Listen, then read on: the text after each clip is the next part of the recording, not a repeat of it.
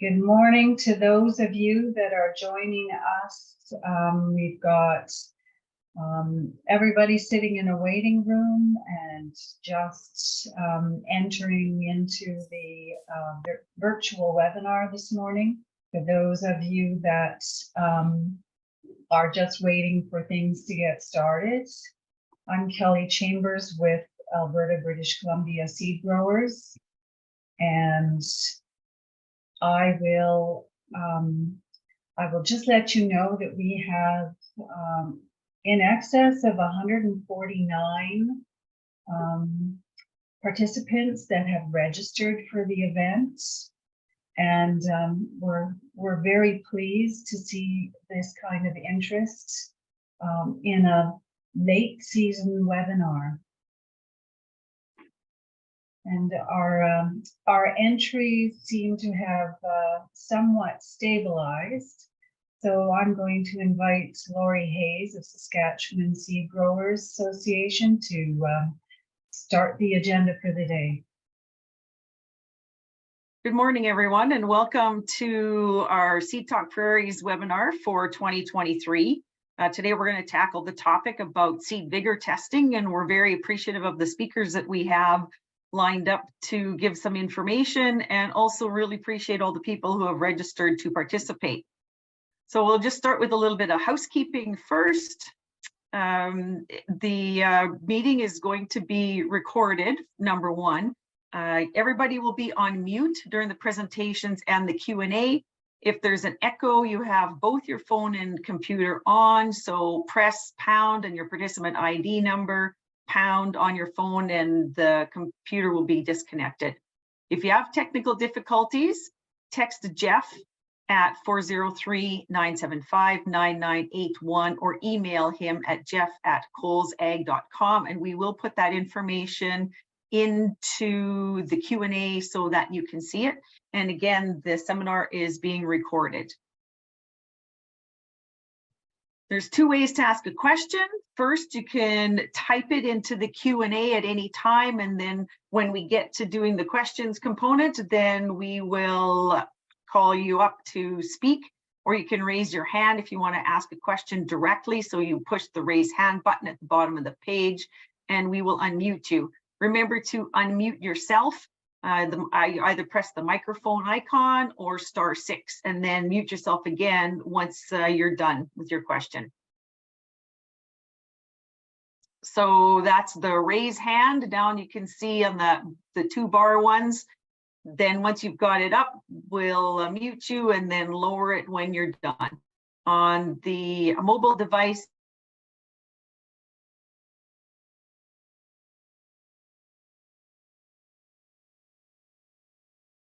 the bottom. So the agenda for today, we've already been through the welcome and the housekeeping. First, we're going to have presentations from Dr. Steve Jones.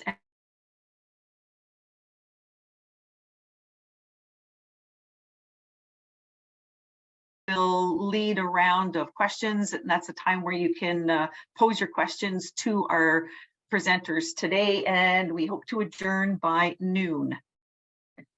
So we'll start this morning a presentation from Steve Jones and Alison Powell. Steve Jones worked in the UK for 30 years in three main areas: horticulture, forestry, and agriculture. His PhD studies were on physiology and dormancy in forest trees, specifically Sitka spruce. He left the UK in 2008 to become the head of the official seed testing for England and Wales, based at the National Institute of Botany in Cambridge. His agricultural work included seed sampling, certification, crop inspecting, and seed testing. He moved to Canada in 2008 to work with CFIA, and in 2022 retired as the head of the seed certification testing unit in the Seed Science and Technology section of CFIA's Saskatoon laboratory.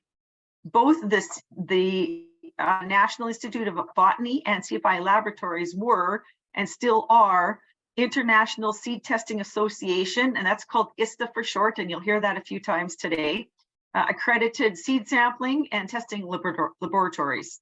For ISTA, he worked as the ISTA Rules Chair from 2000 to 2018 and was at different times a member of both the ISTA Purity and Bulk and Sampling Committees. He was also elected as an ex officio member of the ISTA Executive Committee from 2004 and ISTA President from 2019 to 2022 and is currently the ISTA Immediate Past President until 2025.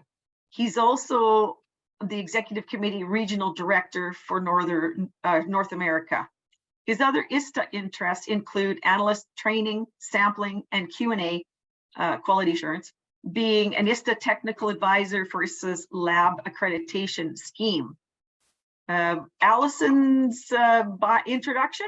She's worked in Scotland and the UK for 45 years, working on the physiological basis of seed aging and the application of this to the development of Vigour tests to predict the relative field emergence and storage potential of crop seeds. Her training began at the University of Stirling and later at the University of Aberdeen. She was awarded a higher doctorate, which is a Doctor of Science, in 2004 in recognition of her contribution to the seed science and technology. Her research includes work in collaboration with colleagues from more than 20 countries and is focused on a wide range of crops: maize, soybeans, peas, and many vegetable species. As a result of this research, the electrical conductivity, control deterioration, and radical emergent Vigour tests were developed and introduced as validated tests into the ISTA rules of seed testing. She has been involved with the ISTA Association since and has been chair of the Vigour Committee since 2001. She is currently also chair of the Seed Science Advisory Group and deputy editor of Seed Science and Technology. Welcome to both Steve and Alison, and the virtual floor is yours. Thanks very much, Laurie, for the introduction and bios. So I'll just share my screen.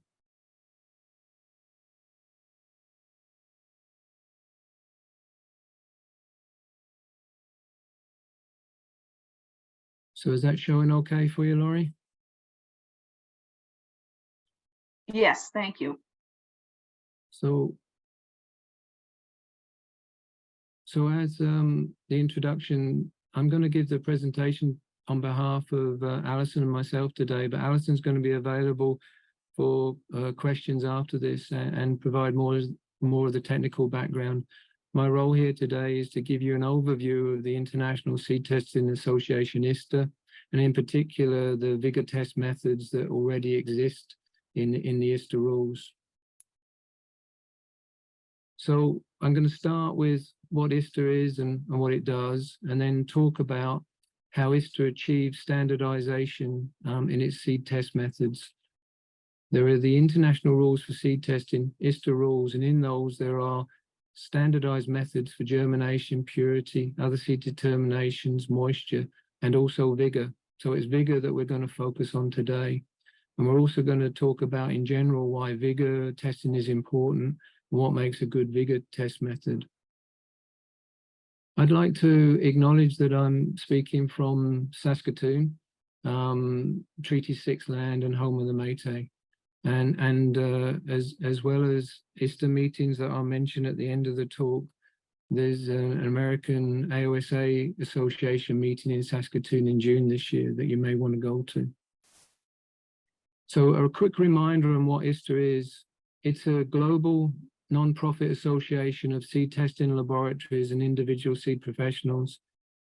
ISTA operates under the governments of the member nations or countries with distinct economies.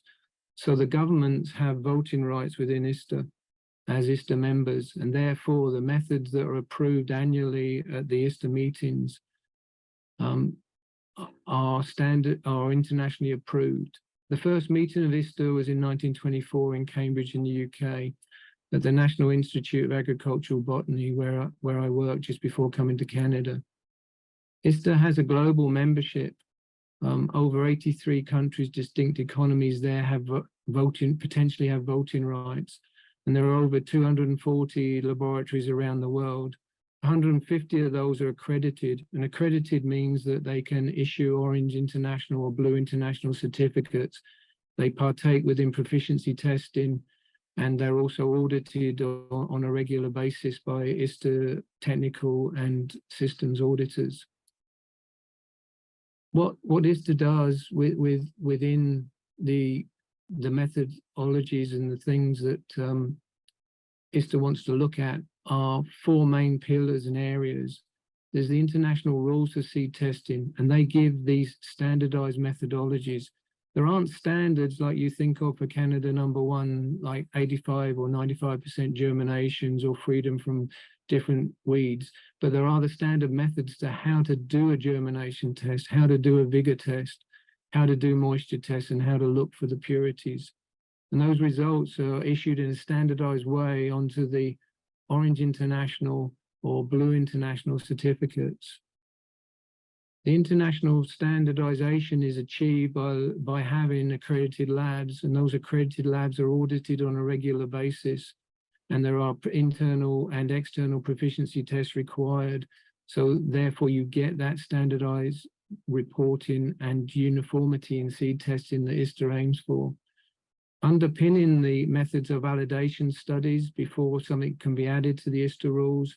And there's also dissemination of scientific knowledge with the journals of ISTA and technical meetings and workshops that ISTA organizes around the world. The Orange or the Blue International certificates I've mentioned are usually issued for export, and there's about 200,000 of those issued every year. And in 2023, there is the aim to move to an electronic system to supplement the paper issuing of the certificates. The 20 technical committees or groups within ISTA help ISTA with its seed experts around the world to work on the different methods. And the Vigour committee that Alison has chaired since 2001 is one of those. And we're going to talk about that Vigour work now. Vigour seed testing methods have been in the ISTA rule since 2002. And as we've already mentioned, they're standardized and internationally agreed on. And by ensuring we have the accredited labs and proficiency testing and laboratory auditing, the results of a Vigour test in one lab in a different country should be similar to those issued by the other countries. The validated ISTA test methods in the rules at the moment are based on either aging the seed or the whole process of aging, or based on physiological changes in the seed during aging. Because high vigor and low vigor that we talk about are linked to the aging process within seeds. So accelerating aging in the ISTA methods with its details of the precise temperatures and durations and moisture content that needs to be done, it is there for soybean. Controlled deterioration for brassica species. For electrical conductivity, that has been validated for peas, beans, chickpeas, and radish. There's a tetrazolium staining Vigour method for soybean, and then more recently, radical emergence. Radical emergence is based on the more traditional germination test, but the technical details of that is more precise, and the germination period and temperatures more distinct, and the ISTA rules give all those details. And at the moment, they are available for oilseed rape, Argentine canola, maize, radish, and wheat, and there's work being done on others. In the impact of low vigor in the field, it can be poor emergence, less uniform emergence, and for transplant production, again, less cells filled, double cells maybe, or empty cells, and also for the low vigor, storage potential is reduced. So some of you may have seen fields with poor emergence, but things like these pictures here are how the seed vigor methods are validated by using field trials and comparisons to be able to predict what would happen under field conditions. Germination percentage gives you the idea of what will happen under ideal field conditions. Vigour tests helps you make informed decisions on when the field conditions are less favourable. An example is the electrical conductivity or EC test for grain legumes that Alison was key in developing in the UK. And here you might have a high level of germination for several seed lots, but in time that can deteriorate as the seed ages. So the membrane on the peas leaks more, and you can test that by the water solution or the conductivity of that solution under test methods in the lab. But then the key is to be able to predict that in the field. And what was developed in the UK for use as guidance for UK growers, that was that different levels of conductivity measured in the test gave you an indication of seed lots that either had high vigor, low vigor, or in some instances do not use at all. So this allowed the people producing the seed, for when they were advising to sow those in cold, wet conditions in the UK, to maybe sow the high vigor seeds first and wait and sow the lower vigor seeds when the field conditions were getting a bit better. If we look at the germination progress curves, or the idea of germination, you have time along the bottom axis here, and then the percent germination as recorded along the side axes. And you can see these three seed lots of maize. The two seed lots there with high vigor also have very high germination, and the one with lower vigor doesn't have that much lower germination. In fact, in some instances, all three seed lots might have the same germination, but take a longer time to germinate. So there's a longer lag period. And here also it's important to note that we're not considering dormancy. We're assuming that there is no dormancy, because dormancy can conflict with the vigor estimations. And that's something that we can talk about later. As I mentioned, radical emergence is the most recent vigor test method added to the rules. And these are the 4 crop species it's already established for. So laboratories with the ISTA rules would be able to follow these test methods and be able to produce uniform test methods. But it's important to note that a lab needs to practice and get used to performing the test methods and be involved in PTs to make sure their results are similar to others. Many of the large companies will have their own vigor methods that they maybe don't publish, or they keep themselves, to be able to rank their own seed lots and know when to use them, when to sow them, and at what stage also how long to store them. Some of those test methods may involve suboptimal germination temperatures, but at the moment, things like that aren't standardized for all to use in the ISTA rules. So in conclusion, in giving you this very brief overview of what ISTA does and how it helps standardize and increase uniformity in testing, we've delved into the vigor test methods, and Alison's going to be available to give more detailed answers to some questions that you might have. Is it easy to standardize and come up with a laboratory test? A laboratory test, yes, but then you have to be careful and make sure that all the labs can apply it in the same way. And that laboratory test can help you rank seed lots in terms of vigor. But to be predictive of field performance under a range of different conditions, you also need to validate that lab test under those field conditions. And those field conditions will vary from different countries or regions. So the example that we gave of electrical conductivity for the UK may vary for Canada or other conditions. Method validation is an important link to be able to create that field performance and prediction, and can take 5 years or more, because you want to be able to repeat those field tests over a number of seasons. So although you can maybe develop a lab test based on physiological needs, membrane thickness, or rate of germination, to make it predictive of vigor in the field takes longer. So I hope that has given you a brief overview of Vigour and set the scene for our discussions today.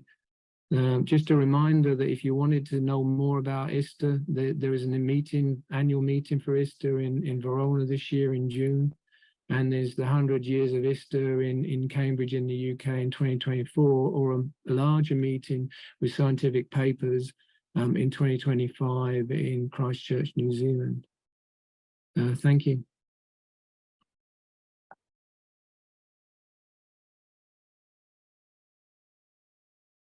Thanks. Thanks so much, Steve. And we now are going to have a quick word from one of our sponsors, SeedCan, and we thank you so much to SeedCan for your continued sponsorship and support of our SeedTalk Prairies series. So we'll have a short video and then a short address from Todd Hyra. Thank you.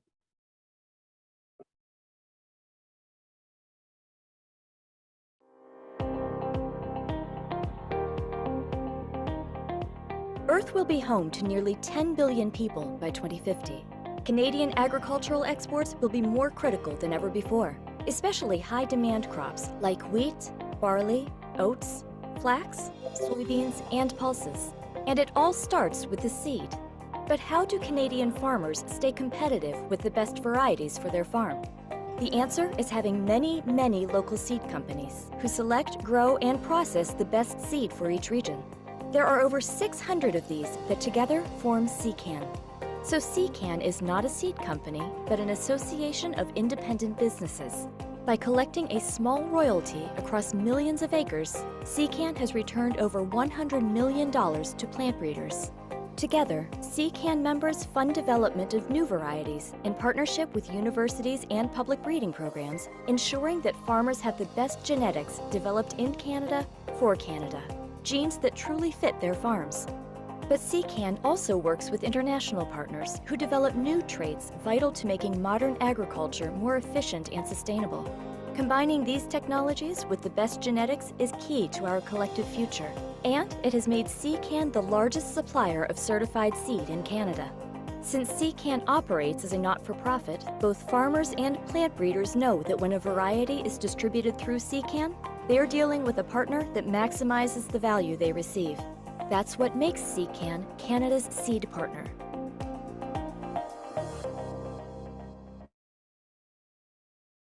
Good morning, everyone. My name is Todd Hyra, and I'm pleased to have SeedCan sponsor SeedTalk 2023. Thanks so much for all of the support that SeedCan members and retailers have provided to SeedCan products and the brand over the last several years. As Canada's seed partner, collectively, we have, in the video, it mentioned $100 million returned to research. In reality, as of 2023, it's $144 million that have been contributed back to R&D in Canada in the form of royalties and research contributions. So thanks for everyone's part in doing that and continuing to invest in research in Canada. On behalf of the Western team, it includes Trent and Lauren and Mira and Brad and our science team, the R&D group of Ron and Jim. I wish you all the best for a successful 2023 season and a safe and smooth spring. So take care. Thanks, everyone. Thanks so much, Todd. We really appreciate the support we're getting from SeedCan and helping us to get educational information out to our members and the industry at large. Your support is really appreciated. I have the next opportunity that we have from a sponsor is our support from Vigour. And if I could ask for the presentation of their video next. Thank you.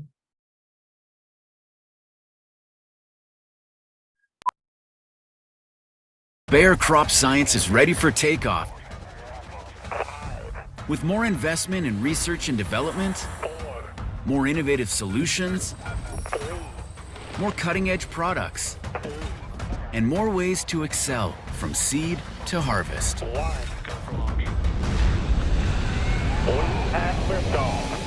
From our new DeKalb corn and canola hybrids and soybean varieties that can take your yields to new heights, to our out-of-this-world seed protection with Buteo Start, providing superior flea beetle protection right from the start, to our state-of-the-art trait technologies, including TrueFlex canola with Roundup Ready and Liberty Link technologies, with the ability to use 2 best-in-class herbicides, to our latest herbicides that deliver unstoppable weed control for cleaner fields and greater peace of mind. Saray, your ally in the fight against wild oats. To our new lineup of can't-be-beat fungicides that help deliver improved rain quality, higher yield potential, and maximize ROI. Procero Pro, the new standard for fusarium head blight, ergot, and leaf disease protection. Proline Gold, providing outstanding sclerotinia protection even in high disease pressure situations. And Tillmore, the flex timing specialist that lets you spray from flag leaf to heading. Launch your next season with Bayer Crop Science. We've got the right stuff for your fields and your yield.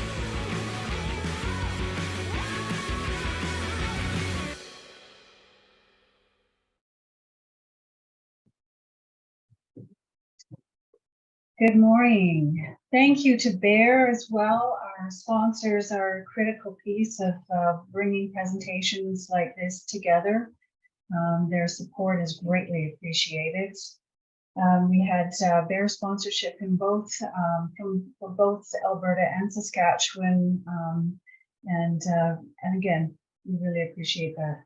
Our next speaker this morning is Sarah Foster. And I'd like to provide you a little bit of background on Sarah. She's an internationally accredited seed analyst. Sarah has been involved in the seed industry since the late 1970s. With an early passion for plants, she has grown her background in botany into a leadership role in seed testing, seed physiology, crop production, crop inspection, and Industry Policy International.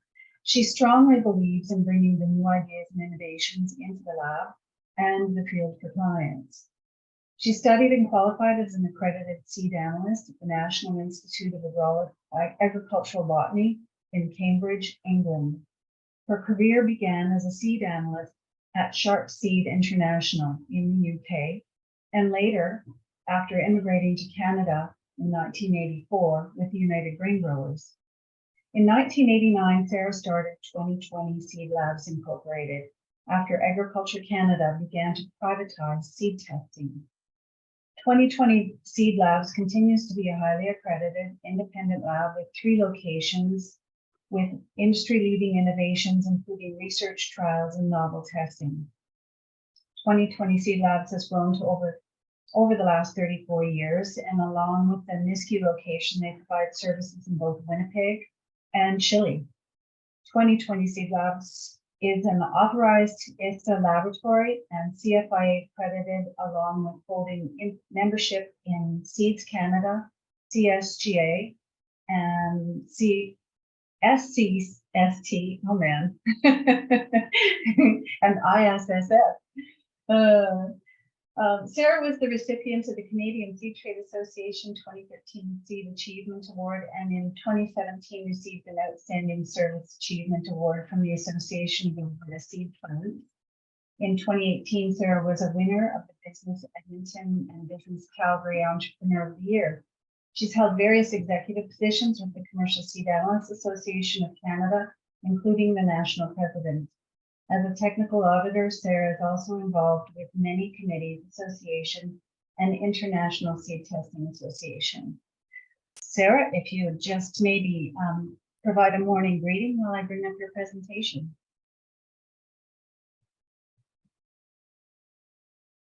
Now, Sarah, you've got to unmute yourself. Can you hear me now? There we go. Take it away. Excuse me. Thank you, Kelly. I've had a cold this week, and I sincerely hope that my voice lasts. Those of you that know me, I'm very passionate about seed, and I love to talk about it. So I hope that I can get through the next 15 minutes. As I say, thrilled to be here on the SeedTalk Prairies. Seeing Alison and Steve, you've probably gathered, people that are watching, there's a very common thread. Not only are we from England and Scotland, well, England, we all have shared a long career together and have followed each other's path. I was thrilled to be invited to speak about Seed Vigour because it's a topic that I'm very passionate about and I've been an advocate for since the late 70s. Excuse me. I met Alison sometime around 1976 in England at Charles Sharp's seed testing laboratory.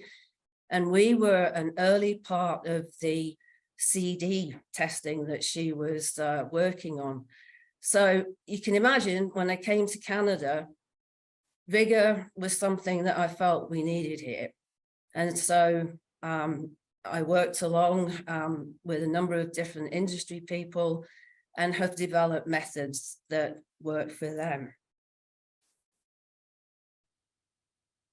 If you could advance to the next slide. Thank you, Kelly. So I hope when I speak about seed testing from a laboratory's perspective, I'm covering everyone's perspective that has a laboratory. And so we're governed as an accredited lab by rules and regulations, standards, modernization, and needs for Vigour testing that are continuing to grow. So I'm going to be talking about these topics in more detail.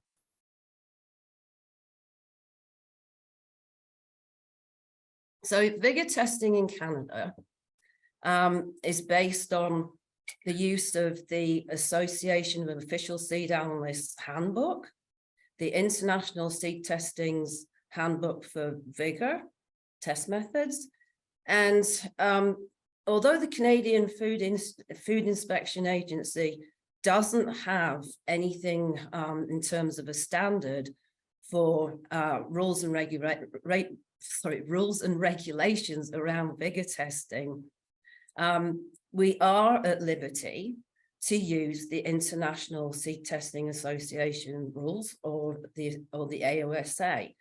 That has always been available to us. So what I'd like to say is that as far as the Canadian Food Inspection Agency in Canada, most of us are accredited for purity, germ, and smut, or purity or germ together. And not everybody does all of those things, but the accreditation is limited to that. So if you could go to the next slide, please. So I'd like to have a discussion because Vigour and the demand for Vigour testing is growing.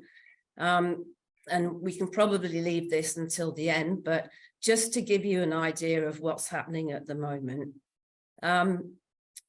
CFIA have given the Canadian industry an opportunity to talk around modernizing, seed regulatory modernization. And I was lucky enough to sit on the seed testing task team. And it was brought up a number of times that there needed to be more standards around Vigour testing for Canada. And as I say, we're already at liberty to be able to use the ISTA methods. So there was the idea that and this has been going on for a long time, that we either harmonize or adopt those methods. Steve had mentioned in his presentation that, you know, it can take a very long time to bring a standard method into a procedure. So there are a lot of tests that are available to us that are working very, very nicely in Canada. And I think if we went the route of either ISTA or AOSA, there would be an opportunity to provide training for analysts, proficiency testing, and bring a standardized process into the fold. And that way, every lab would be doing exactly the same thing. We could move on, Kelly, thank you. So there's standards for uniformity in testing in any capacity, whether it's purity, germination, or vigor. And it's very important because the tests have to be meaningful and convenient for analysts to be able to adopt for different stakeholders. So when I say meaningful and convenient, it has to mean something to the end user, and convenient that it doesn't take a long time to do and done under a specific standard. The tests obviously have to be reproducible between analysts in the same lab and between other labs. Everyone wants something that's inexpensive, and obviously it has to be accurate. And fundamentally, it has to correlate with field conditions if we're talking about vigor, but to some extent also with germination. And when we sell seed in Canada, we have to meet the germination standards at time of sale. So there is a shelf life essentially for germination. And it's important that we're testing close to the time of sale. So all of the tests that we do, as I say, regardless of purity or germination or vigor, are critically important to our customers, such as agronomists and seed growers and growers of high value crops, multinationals, researchers and farmers. And we all touch on working with these folks. I'm just referring to a note here just to make sure I've got everything. Okay, Kelly, you can, thank you, that's fine. The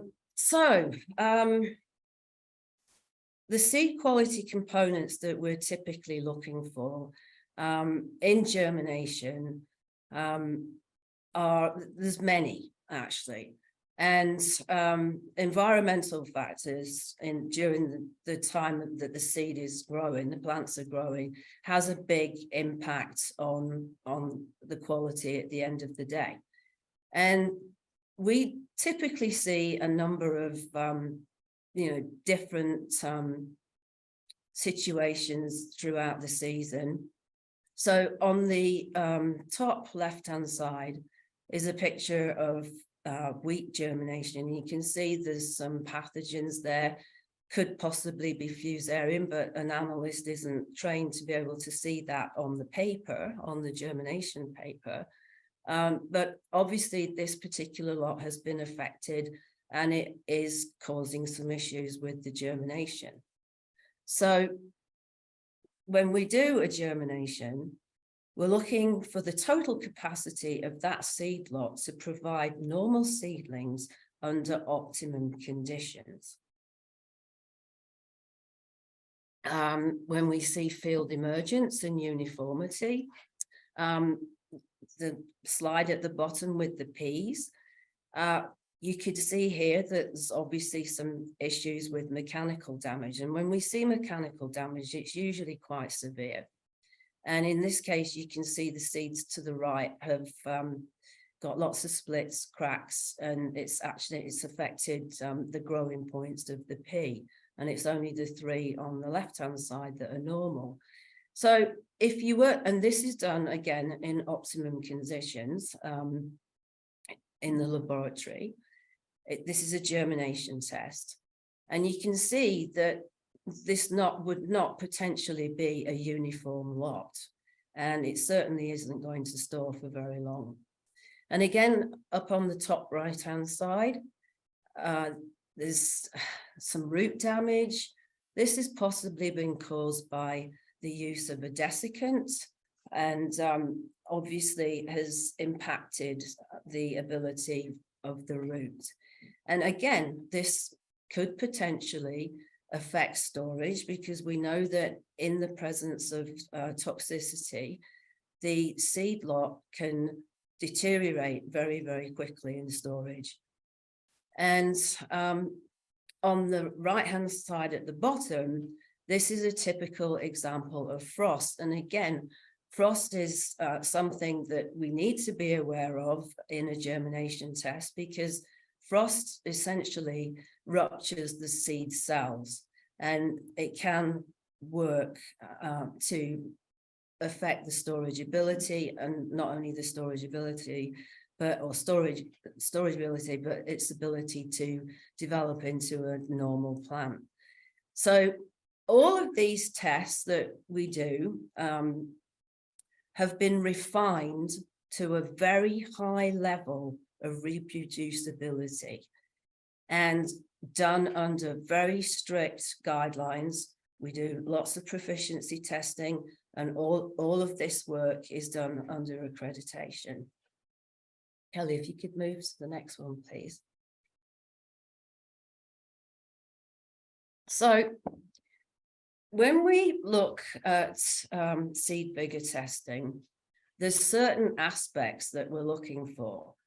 A customer asking for a vigor test wants to know how it's going to perform in the field, or what's the storage life of this and the longevity of it. And as I go into the presentation deeper, I'll get a little bit more detailed on this. But there are aspects that we look at, things like what kind of test parameters should we be looking at, dependent on how the customer wants to use this seed. Rate and uniformity of seed germination and seedling growth, field performance, including the rate and uniformity of seedling emergence, and performance after storage and transport. So as an example, all of this can be affected by certain detriments in the quality of the seed. Things like physical damage, which include broken and shriveled, cracked seed coats, frost, heating, and stress. And if you just cast your mind back to the previous slide, one of the things where we see broken and cracked peas, they nearly always become mechanically damaged and are considered abnormal. And then the physiological aspect of vigor and how that impacts vigor is very important. It's things like age and maturity. So the age of the seed, the maturity of the seed. Seed can deteriorate a lot quicker in poor storage conditions. And vigor, the vigor of seed can deteriorate much quicker or earlier than you start to see it happening in the germination test. Respiration, genetic traits, hormonal changes, and changes in enzyme activity are all a part of what affects vigor. If you go to the next slide, please. So just a little example here. Germination testing alone can tell you a lot, but it can't tell you everything. Because when you're testing to optimum conditions, pretty well most things always grow. And we're not looking at the length of the seedling in the same way that we look at it in a vigor test. And this is where I stress how important vigor testing becomes, because when we turn our eyes to a vigor test and we compare it with a germination test, we can start to see that we can rank higher performing seed lots by seeing different quality attributes, such as some of the quality issues that I showed you on the previous slide, like the mechanical damage, the frost, and those types of things. And when we get into vigor testing, we're providing a more sensitive index, and the tests are done under very strict conditions.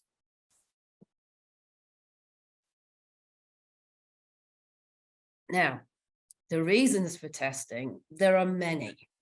I mean, obviously, we have clients that have marketing needs in different areas. You know, promotion goes into it, and research, obviously. all over the world. And when I say research, it's people that are breeding and selecting certain genetic traits for high Vigour seed. We need to be able to select a Vigour test that suits the needs of the client or the sector. And I think today when folks are asking for a Vigour test, they just ask for Vigour. They're not realizing that there's a selection of different Vigour tests that will give them different, not necessarily different results, but will round out the whole picture of what the quality of the seed is and how it will perform in your area. And it's always important too, because when we do different Vigour tests, the quality of the seed can be impacted by different types of Vigour tests. So we're drawing out important information about how that seed's going to perform. So we can't tell the entire story with just one test. And the other key piece here is that input costs for farmers and growers today are at an all-time high. Seed's expensive, and no one wants to make a mistake come seeding time or have the wrong information. We've gone away pretty well. There's not everybody's doing this, but we don't do pounds. We don't seed by the pound per acre so much anymore.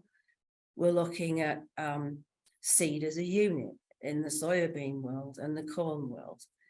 And the canola companies are doing 1,000 seeds per gram and looking at being able to seed very, very precisely with the results they get either from the germination or the Vigour test. And I would hope that it's done by both.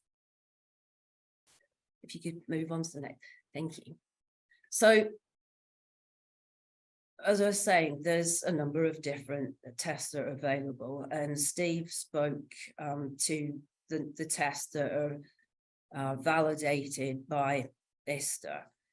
And I've got that list here. And these are all that we do in our laboratory for Canadian customers under ISTA, under ISTA rules and ISTA parameters. And we always make sure when we're dealing with our customers that they're made aware of what it is that they're getting. And of course, now time over time, we have a list of, what it is that the customer wants. But it's very important that they understand what it is that they're actually getting to be able to use it properly. And it's usually around whether there's a stress condition or they're going to be storing seed, or they want a viability test. If you go to the next one, Kelly. So I'd like to acknowledge Tim Gatormson's lab, SODAC, in South Dakota. He provided me with a couple of slides. And so this is probably one of the oldest Vigour tests that is available and has been available for many, many years. And it was initially created, or what's the word I'm looking for? It became about as a result of hybrid corn in breeding programs. And it's later gone on to be one of the most widely used in the US, and it's actually being used in Manitoba. And it has 3 different types of stresses. So there's the cold stress, which is the 10 degrees. There's the fact that it can go into respiratory stress because there's a lack of oxygen, because it's a very wet test. So, the seed is often covered or surrounded by quite a bit of water. So it gives you an idea that, this works for cold, wet conditions. And it's also a very good predictor of longevity as well. The principle behind this is that it can actually start imbibition chilling injury, which we would hope that if the seed is strong, will grow through it. So essentially, the tests are set up by chilling the water on the paper prior to the test a day before to make sure it's actually going into cold conditions. You can add other stresses by incorporating soil from the field that may or may not have pathogens. And it's mostly used with sand, and it's usually sterile sands in the laboratory, not to complicate things. But it has been requested, that we add the extra stresses onto the seed with the soil with pathogens in it. And this test has been able to fine-tune production, because corn is a unit, it's sold as a unit. And what people are looking for is that emergence that's rapid and uniform. And this test has certainly done that when going into cold, wet soils. If you could move on, thank you. Again, the accelerated aging, an older test. It's been around for a number of years. This is more suited to looking at longevity in storage, and it's primarily used for corn and soybean. And again, this is a test that we do in Manitoba, and it's been a very common test, a very useful test. And it's also very useful for the soybean growers, because it has that aspect of looking, and this is what it is, the aspect of looking at the longevity in storage, because soybean is a high oil content seed, and it can go rancid during storage. So this is able to predict how long the storage life could be. And again, it's grown in trays of sand. And what we're looking for is how this seed can withstand high humidity and high heat. And it's a very precise test. So water is put on the inner chamber, so that in that plastic box, there'll be a layer of water, and then that sits underneath this basket with a layer of seed on top, and then a lid put on top, and then it's put into the water jacketed chamber, which is recommended either by AOSA or I don't believe ISTA have that requirement, but I'm sure today there probably is. But we all operate with very similar equipment. So then it's the seed is put into the chamber, and it's operating at 41 to 45 degrees, depending on the species. And it's, I call it cooked, but its process time, aging time, can be anywhere from 48 hours to 144 hours. And again, depends on the species. And once it's gone through that technique, it is then grown as a normal germination would be grown. And it's important to do the test very quickly within the time that it comes out of the chamber. And this really is a very stressful test, in that it's also aging, not just aging the seed, but it's deteriorating the seed, and it's deterioration that comes with aging. Kelly, if you go to the next one.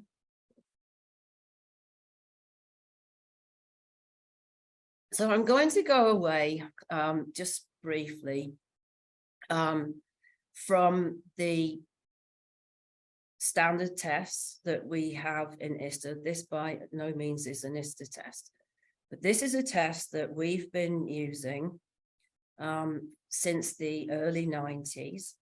It's our cold test that we use primarily on wheat. And I believe that this is a very good contender to be standardized. We were asked by industry to develop this test, and we based it at that time on recommendations from Alberta Ag for a low temperature seeding. So this is operating at 5 degrees. And we have had tremendous success with this. It's been, as I say, industry driven, and it's well understood.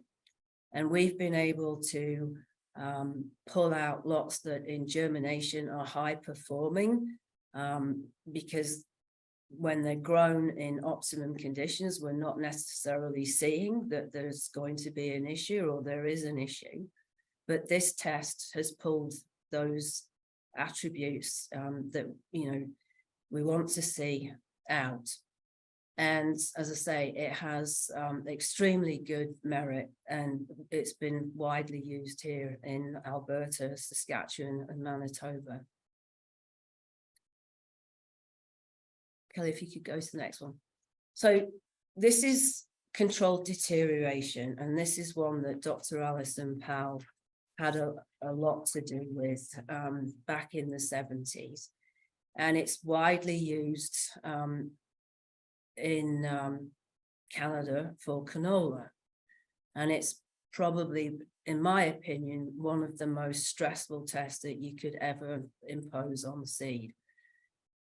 In the presence of high humidity and high heat, that's when the seed essentially starts to panic, and the respiration is affected, and it's that's starting to deteriorate and age the seed. It's very precise, and takes practice. And as Steve said, you have to become very practiced with it because it is such a sensitive test.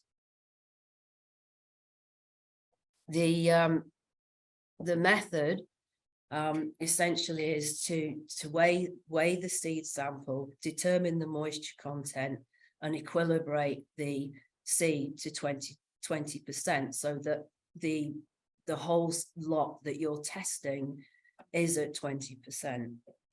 And it is then held at 10 degrees so that the equilibration can happen.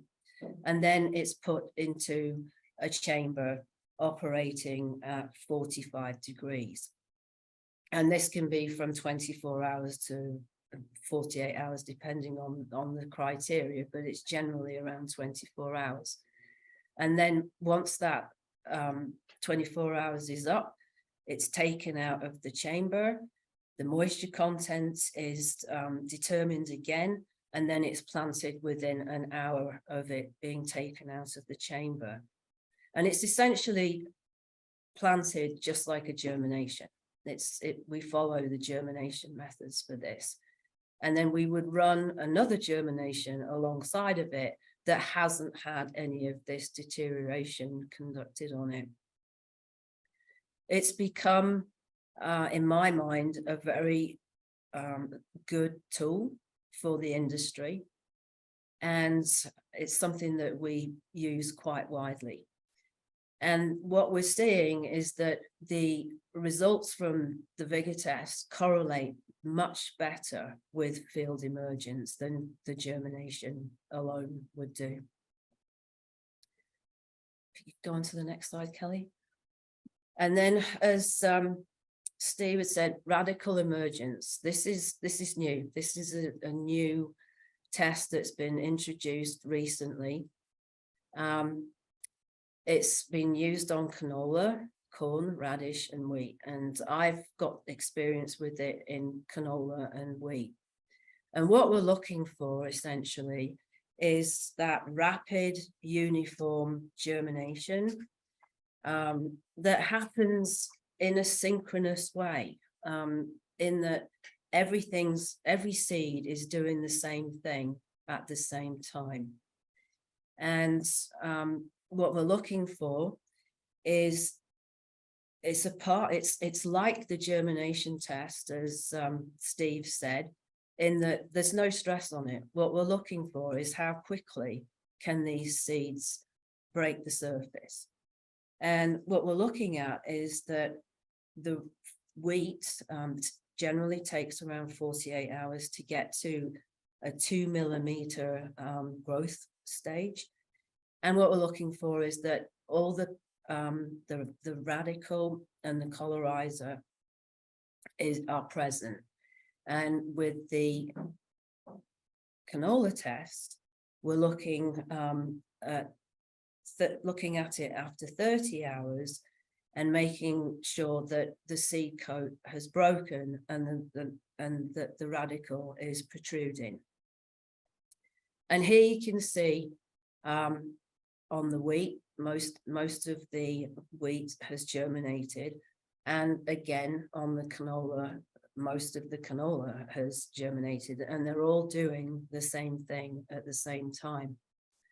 And what we're learning from this test, it's not only quick, but it's giving you that rapid and uniform emergence that growers are looking for. And I often think, this probably will be a good contender for the vegetable market, for people growing high value crops. Because I always think about, and I've said this many times before, I always think about the lettuce grower in California looking down the row and wanting to see a uniform row of lettuce heads that are all the same size, they've developed at the same rate, and they're harvested once, and that's what you want to do. You want to be able to see this uniformity among your stand. If you go on to the next slide, please. Now, this tetrazolium staining is a little different than everything else that we do. The tests that I've talked to you about so far are based on stress and aging. And with tetrazolium chloride, we've typically used it for viability. So when a person's looking for a germination test quickly, this is what we do. And I should quickly say that this is not accepted in Canada. It's not part of the standards or accreditation. And that's something I think that, again, would be a good conversation around seed regulatory modernization.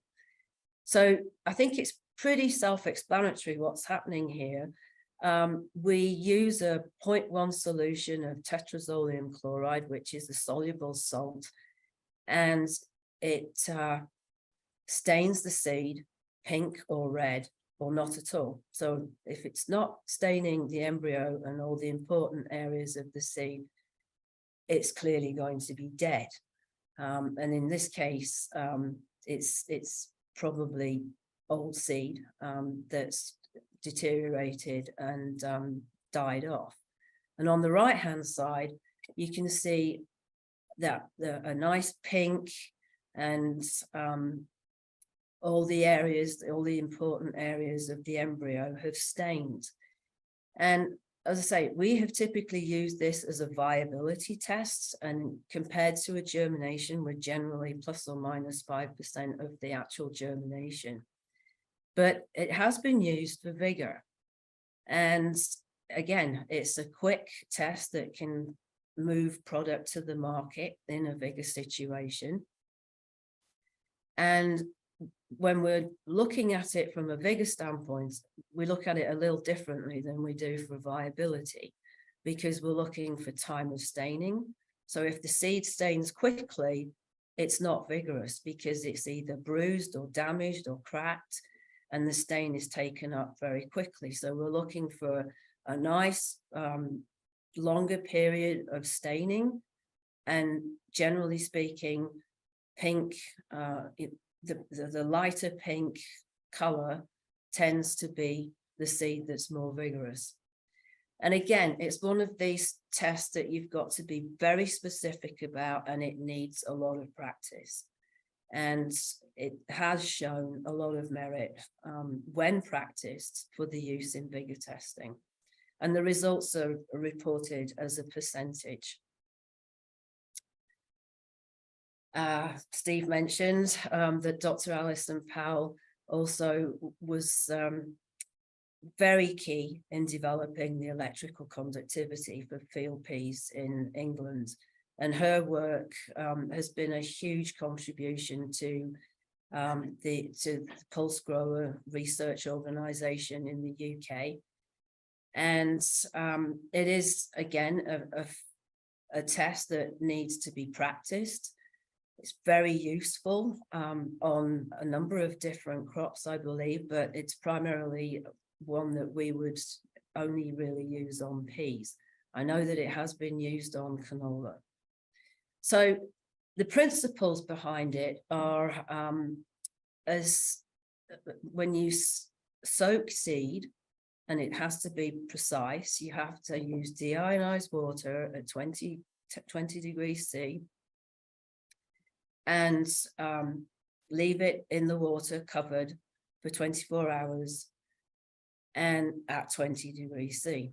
And 24 hours later, you pour the peas out, take the soap water and do an electrical conductivity reading, and the results are measured in micromoles per gram.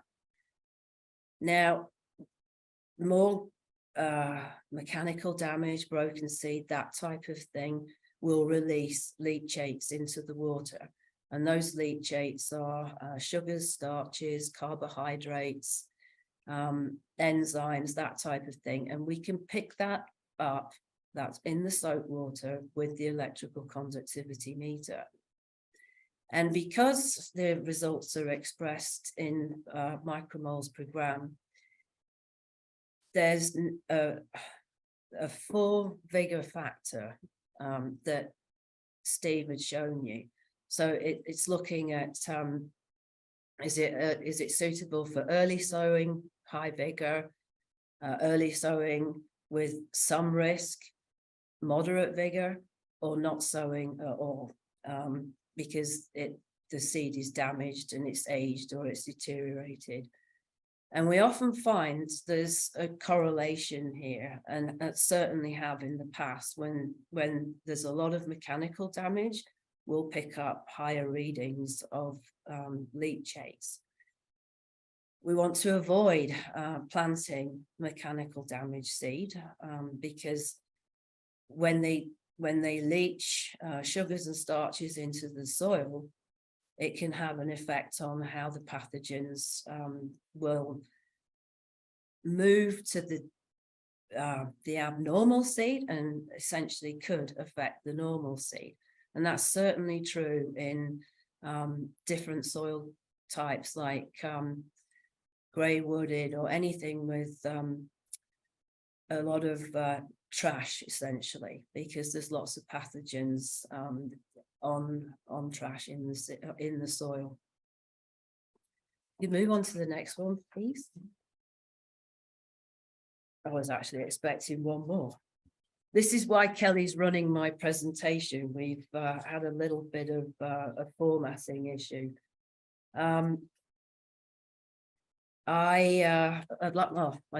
This is it, I'm done. Excuse me, thank you so much for attending the SeedTalk Prairies, and I'll be around for questions at the end. Thank you, Kelly. Thank you, Sarah. We appreciate all the information. I'm just going to make note of a couple of things. If you are interested in getting a copy of Sarah's presentation, we can provide that, actually 2020 would like to provide that to you directly. If you can contact them, I've got an email address for you. I'll say it, but I'll also include it as an answer in the Q&A, or rather the chat, so that you can copy it down. It's Shannon, and that's spelled SHANYN at 2020 seedlabs.ca. Again, I'll include that in the chat so you've got it. And we have also a note for the Q&A, and I'm just going to read it out in case you've been paying attention and did not see the chat that was sent out. By all means, we encourage questions. However, we're going to leave answering them till much later in the program. If you would ask your questions in one of two formats, to type in the question into the Q&A, and if it's specific to one of our speakers, please include that in your question.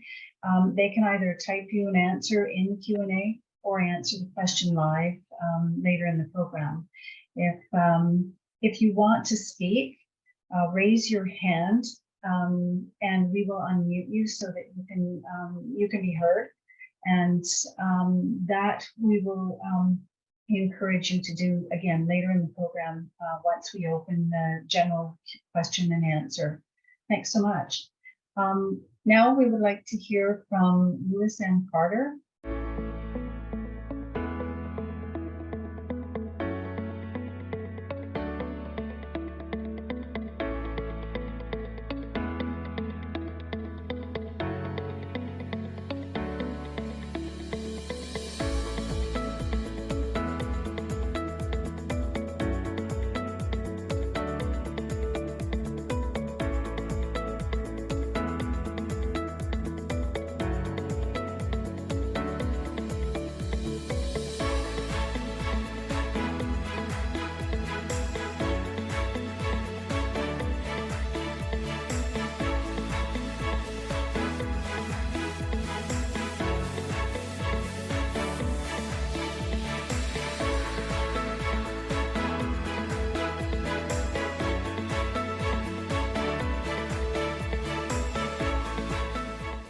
Hi, everyone. It's Jennifer Seabird from the Manitoba Seed Growers taking over this section of hosting the webinar this morning, I guess afternoon if you're where I am.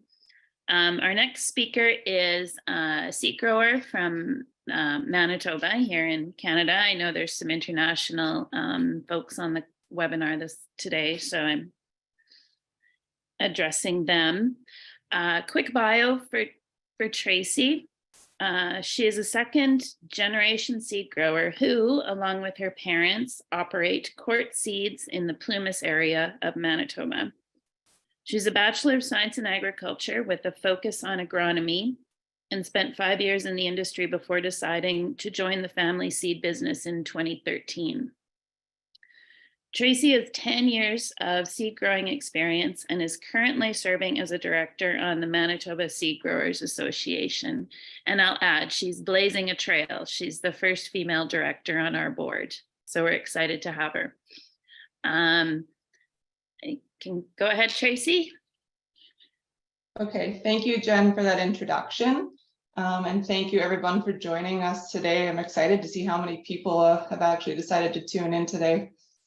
So just to start off, I want to say that I'm very out of my league here. Being asked to speak after people like Steve, Allison, and Sarah is a little intimidating. So I don't have any background in seed testing. My background is in agronomy and seed production. So this presentation is going to have a little bit of a different feel to it. The goal of the presentation here is simply to offer a perspective on why we test for seed vigor, to explain some of the benefits that I see for our seed business and for our customers. And then at the end of the presentation, I have a little bit of just some historical data on German Vigour from our farm.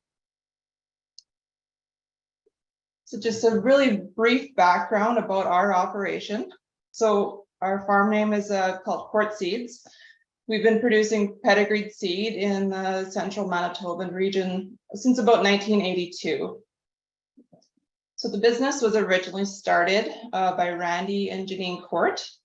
I joined the business in 2013, and since then we've undergone some significant expansion, and we now have four full-time staff. Currently, we're farming right around 5,800 acres. In any given year, roughly 60% of that is in pedigreed seed production, and the balance would be in commercial canola. And we also utilize contract growers as needed to meet our seed needs. So our main focus is spring cereals. Wheat, barley, and oats would probably make up 80% of our seed production acres on any given year. We also grow yellow peas, soybeans, and winter cereals. But you'll see some of the data that I pulled today is mostly focused on those spring cereals because that is where our business focuses on. We do have our own seed cleaning facility on site.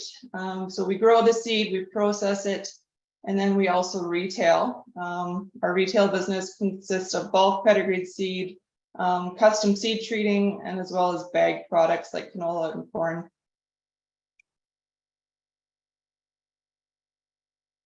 So our customers, we're a mix of retail and wholesale. I'd say on average, we're 60 to 70% retail, with the balance of that being in wholesale. We've certainly seen a trend towards larger farm sizes. I think that's pretty standard across all of Western Canada. And a lot of these farms are utilizing agronomists now. So we're dealing less and less with the main farm owner and more so with these agronomists.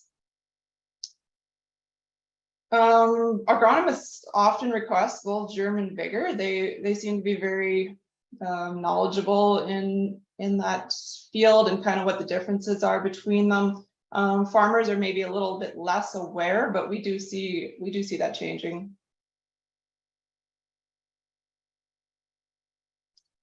So more and more people are ordering seed in plants per acre versus the old bushels per acre. This makes me very happy to see, with something I've been encouraging for years. Seed is a very expensive investment, and you really need to be paying attention to those plant populations if you want to maximize your return. I find Vigour is a very useful tool for determining seeding rates. With the testing that we do, we're trying to replicate the spring conditions. So basically taking a seed lot and trying to estimate how that seed lot's going to perform when you actually put it in the ground in the springtime. We also can look at these Vigour results and help our growers make seed treatment decisions. Obviously, Vigour doesn't give you all the answers on whether it's disease related or weathering or seed coat breakage or things like that. But through our background knowledge of how it was produced on the farm, we can certainly make seed treatment recommendations based on what we suspect is going on there. So with respect to Vigour testing, I estimate that we've been testing for Vigour since about the mid-2000s. Unfortunately, I don't have very good records going back from before then, but I suspect it's been at least 20 years of Vigour testing on our farm. We only test on the clean sample, not on the harvest sample. And the main reason for this is I think a lot of those poor germ and poor Vigour seeds are going to be cleaned out during that processing. Other reason is you want to give the chance the seed to cool down, and so that you break some of that dormancy that might be present right after harvest. So currently, the lab that we use performs what they term as a cool stress test on all of our seed lots. So based on Sarah's presentation, that may not be a standard thing amongst all the labs. It seems like maybe each lab might have their own procedures for performing that test. And some of the data I'm going to show you shortly is it's all data from the same lab, so we can I only pulled that data so that we can compare apples to apples here. The reason why we choose to use the pool stress test is, like I said, just trying to replicate those spring seeding conditions.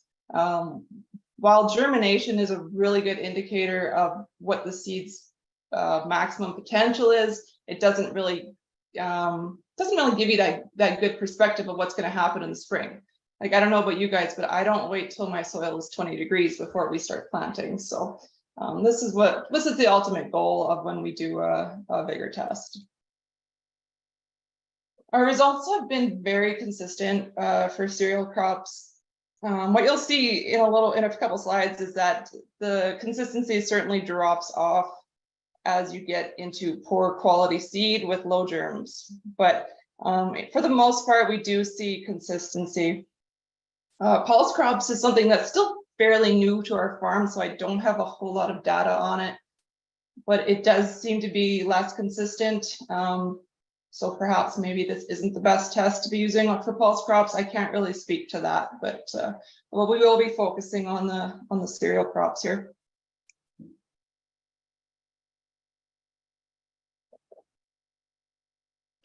Once again, Vigour doesn't tell the whole story. We need to know the background information, and as a seed grower, you have that information. You know how it was grown in the field. Was there disease issues? Was there frost? Mechanical issues, things like that. So really, you gotta combine the germ and Vigour test results with your background knowledge of the seed lot and how it has been handled and what it's experienced up until this point. And once again, the number one reason why we're doing all this testing is really for our customers. We want to be as transparent as possible with them. When we send a seed lot out the door, our reputation is tied to that seed lot. And so you don't know what you don't know, I guess. So by doing all this testing, we're really trying to make sure our customers have all the information they need to make the management decisions for their farm. And this might include things like adjusting their seeding rates or using seed treatment, or maybe even finding a different seed source altogether. Okay, so these are our Vigour test results broken down by crop. So this is specific to our farm.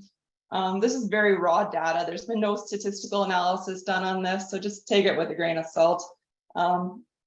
I only went back to 2015 because that was when we switched labs. So all of these results are done with the same lab, and all of these crops were grown on our own farm. So first of all, you'll notice a very general trend. From 2015 up to 2020, we've seen a gradual increase in our Vigour test results. I definitely attribute this to our weather patterns.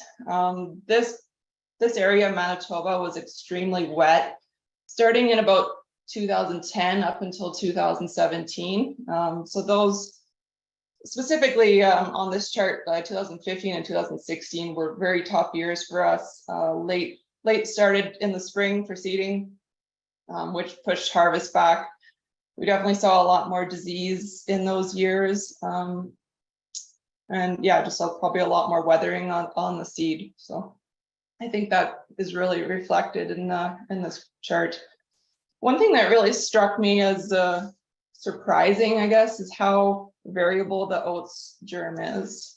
I don't know if I have a good answer for this, other than I suspect it's probably our management practices on our farm. Oats tends to be one of the last crops that we put in, and probably one of the later ones that get harvested. And we all know that oats are susceptible to weathering late in the fall. So I suspect maybe that is what's going on, but I can't say for sure. On the wheat side of it, I do attribute this trend in Vigour to being disease related. Farming in central Manitoba, we have a lot of fusarium, which we did see, it got pretty severe in those wet years. And I think because we had so many wet years in a row, I think we had a lot of disease inoculum in the soil, which I kind of carried through for a few years after it turned dry. But that's kind of the story on wheat. Barley was a bit of a surprise to me. It seems to be extremely consistent year after year, and maybe that is due to our management practices as well, because we do tend to plant barley early and harvest it early.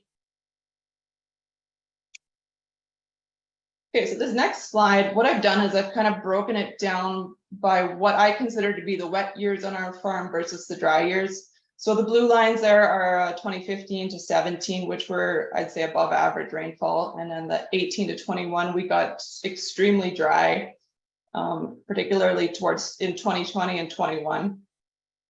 So across the bottom, I got the 3 different crop types, and then the German Vigour for each one. What I find interesting is that germination, like let's take oats for example here, you really don't see any difference. If you were only doing a germ test on these lots, you would not know that there was any difference in seed quality there at all. And yet when we run the Vigour test, it's pretty dramatic. We are seeing Vigour drop off significantly in those wetter years versus in the drier years. We did see germination fall. It matches up with Vigour fairly good, and I do think this is probably disease related, as I mentioned earlier. And then once again, barley seems very, very consistent. Germination and Vigour seems high every year. So this is really just for entertainment purposes. I don't know how to analyze this data. That's not my job. So this is just some really interesting trends that I saw show up on our farm when I crunched the raw data. So then finally, this is only our spring wheat results. And I only pulled spring wheat out because that was the one I had the most amount of data points on and the widest range in germination. So just to explain what you're looking at here, across the top, we have the different germinations kind of grouped together from high germ to low germ. And then the Vigour, the bar represents the Vigour relative to that germination. So what we can see is on our very high germing lots that were like 94% and above, quite often Vigour was within about 2 percentage points. So in those cases, maybe there wasn't a lot of value in running that Vigour test. But as we got into some lower quality seed, we certainly saw the Vigour test get much more unpredictable, and we did see a wide range, particularly in that 85 to 90% germ. The Vigour really drops off quickly.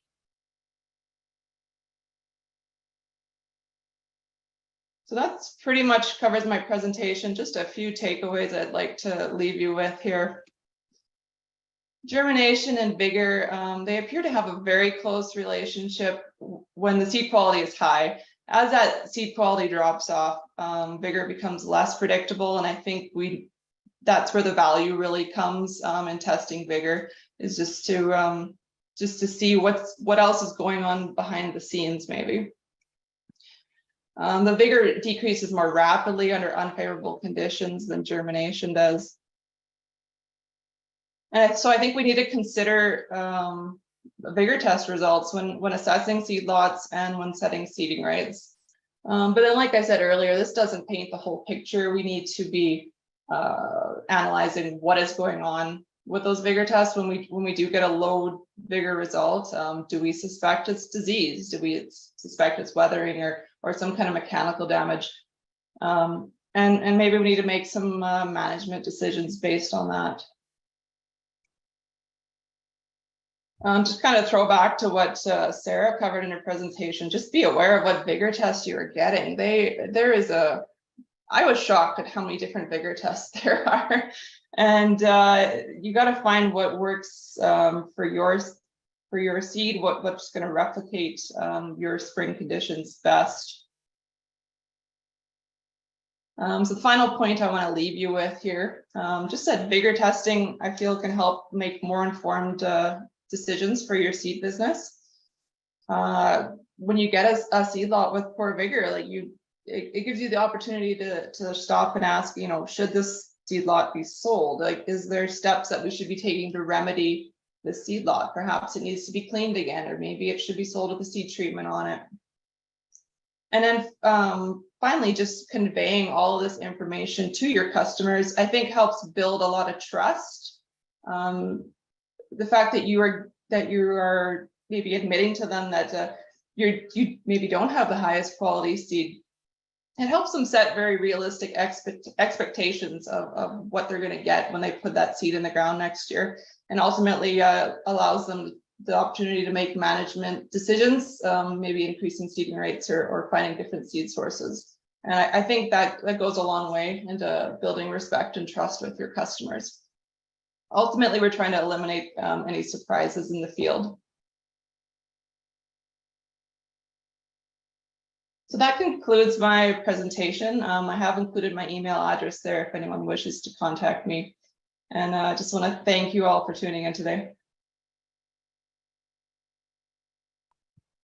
Excellent. Thank you, Tracy. That was a great perspective on how real-time results can support the farmers. We have one more sponsor video to run, and then we'll move into a panel discussion.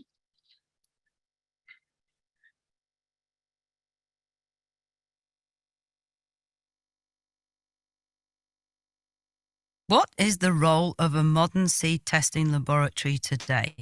First and foremost, we are here to protect the client, the end user. Whether the seed is tested for small-scale home gardening or seed bought from a corporate distribution point and used to seed hundreds of thousands of acres for commercial production, it is tested in an accredited and registered facility. Regardless of the end use, every seed tested by 2020 Seed Labs is tested under strict rules and regulations of the applicable government. For example, domestic seed is tested according to Canadian Food Inspection Agency standards, and seed destined for export is tested under the International Seed Testing Association. Our fundamental role is to scientifically determine seed quality and value for planting, of which the results will enable producers to label seed quality information for the marketplace. Labeling a product for use is important, but so is determining seeding rates, time of planting, time of harvest, success of cleaning and conditioning,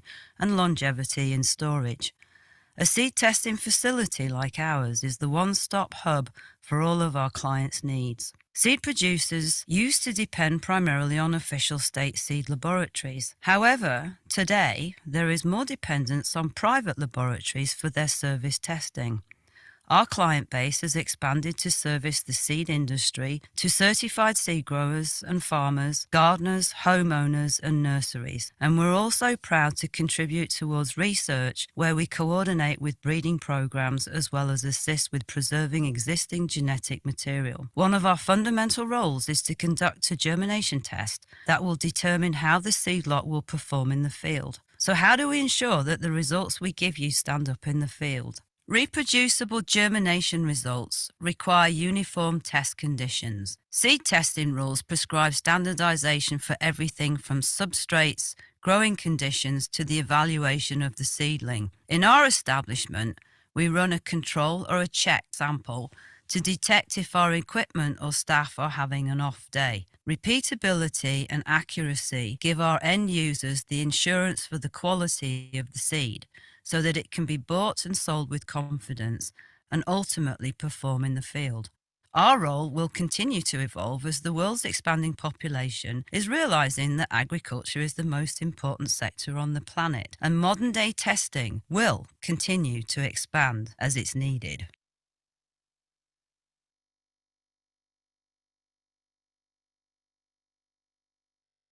Thank you again to 2020 Seeds for their sponsorship.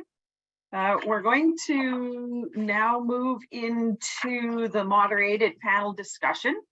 And Joanne Hinkey, who will introduce right shortly, we have some prepared questions that we will pose to the panelists, and then we're also watching the Q&A. So if you have questions, please put them in the Q&A or put your hand up, and we will get to those as we progress through the questions. We're really pleased that Joanne Hinkey agreed to act as moderator for this session. She started as a seed analyst trainee with what at that time was the Department of Agriculture, and thus began a lifelong passion for the field. After obtaining accreditation, she became engaged in training development and delivery for both governmental and non-governmental personnel.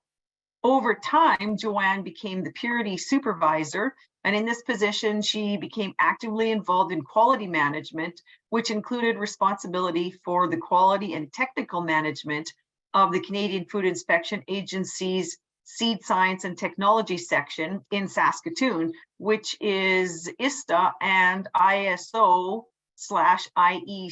17025 accredited. Joanne was also involved in auditing of seed labs nationally and internationally, oversight of the CFIA's seed laboratory accreditation program for seed labs and analysts and seed lab accreditation standards, the overall management of the Canadian methods and procedures for testing seed, and the National Seed Graders programs. She contributed to several national initiatives, including seed certification and seed grader programs, the foreign laboratory recognition, and the official seed sampler program. She also contributed to stakeholder initiatives such as the curriculum development, design, and implementation of a seed analyst short course for Olds College in Alberta, and for the Commercial Seed Analyst Association of Canada and other organizations. She was a member of the AOSA Rules Committee and the Board of Examiners. Since retirement, she has continued to be involved in areas such as lab audits, Canadian methods and procedures, training of seed analysts, and recently she acted as co-chair and participated in the seed testing task team for the seed regulatory modernization process. Again, thanks so much, Joanne, for agreeing to moderate this session. Thank you very much. I'm really pleased to join you today and welcome everybody. I'm really hoping for a vigorous conversation today, unintended, and really encourage everybody to type your questions into the Q&A, as all questions are valuable. Thanks to our panelists, Steve, Allison, Sarah, and Tracy, for your very informative presentations. And this really helps us segue into the questions we have for you. Just a reminder, each panelist will have 2 minutes to answer the question that's directed to them. And the other panelists will be given an opportunity then to share their knowledge. At the end of the questions for our panelists, we'll then open it for the questions from the audience. So let us begin. Our first questions are addressed to Steve and Allison. And that is, can you give us a little more information? What's the difference between germination and vigor? Well, I'll answer that one. It's very clear, germination is the best you can achieve from a seed lot under optimal conditions in the lab. So that's why we would have high levels of germination in most commercial seed. Vigor is a different property that is a property of seed lots that have a high germination. And it reflects the ability of seed lots with high germination to perform in the field in non-optimal conditions, stress conditions. So if you have a high germination seed lot, which performs poorly in the field, this is low vigor. A high germination seed lot that performs well in the field, that is high vigor. Basically, vigor reflects the level of physiological aging of the seed. So you can sort of compare it to people. If you have a 16-year-old and a 60-year-old, both alive, but they may differ in what they're able to do physically, physiologically. So a high vigor seed would be a 16-year-old, a low vigor seed would be a 60-year-old. So really, germination is what happens in optimum conditions, vigor is what happens with the seed lots in non-optimal conditions. Thank you very much. Be careful there, this 60-year-old here. But I agree. Yeah, I know you have to be careful when you're looking at your audience and you've got a large one. Sometimes I've increased the age considerably. Sarah, Tracy, do you have anything you'd like to add to that? No, I think that's absolutely bang on. When you've got high germination, you hope that you're going to have high vigor as well, but it's often undetermined unless you actually do a vigor test. And a lot of times it goes unnoticed. And unfortunately, a grower or a farmer may plant a seed lot that he hasn't had a vigor on into stressful conditions, and is surprised to find out that it's not come up, either not come up at all, or it's come up very unevenly. Tracy, would you like? I think Allison covered it very well. Great. So we'll move on to our next question, and this one's for Sarah.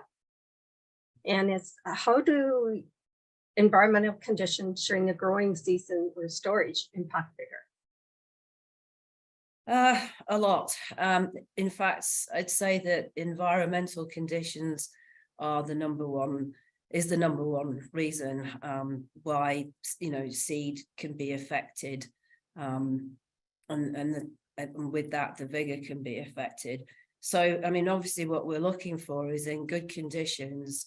We want the seed to become physiologically mature, and when the seed is at its absolute peak, it's when it is mature, it's still on the plant, and it's just before harvest, and it's after that that it's starts to deteriorate or decline over time.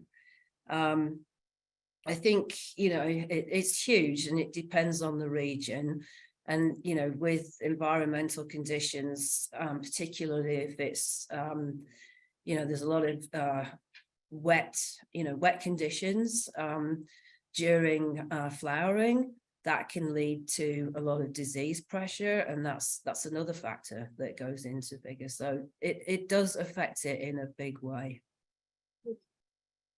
Tracy, got some thoughts? Yeah, the biggest thing that we found that affects vigor on our farm is the conditions at harvest time. Definitely, if anything delays harvesting that seed in a timely manner, those are the lots that we see the lowest vigor on. So whether that be disease or weathering, sprouting, it's really hard to say, but it's definitely the environment is the biggest factor. Steve or Allison, do you want to add Well, anything?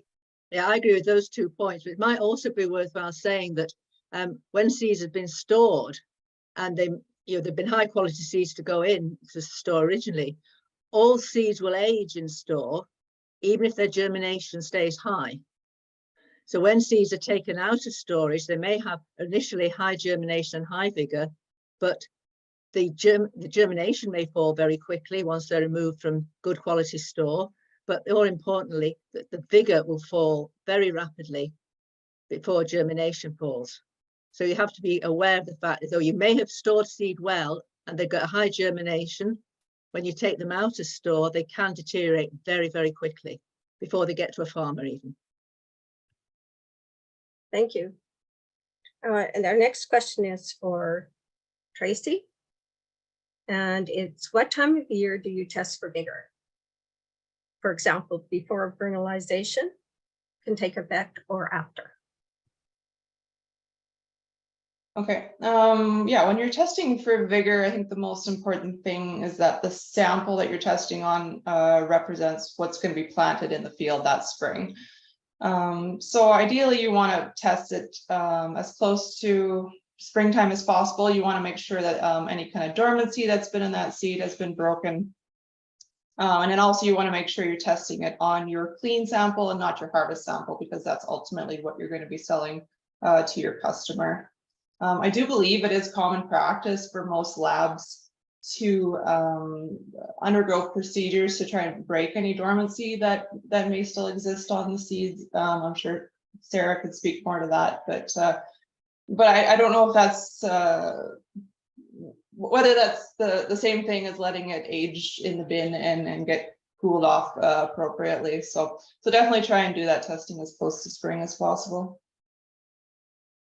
So I just want to ask a clarification question, Tracy. Am I understanding that when you would test for Vigour is it would be kind of coming to that time of year when you're deciding which lots you're going to actually plant this year? Yeah, well, being that we do retail our seed, we do try and get a Vigour test done as soon as it's cleaned early on so that we can make those management decisions if the Vigour is no good. But yeah, if you suspect that maybe there's something going on with your Vigour test, certainly get it retested again closer to spring and see if there's been any changes. Thank you. Yes. Sarah, Steve, Allison, anything to add?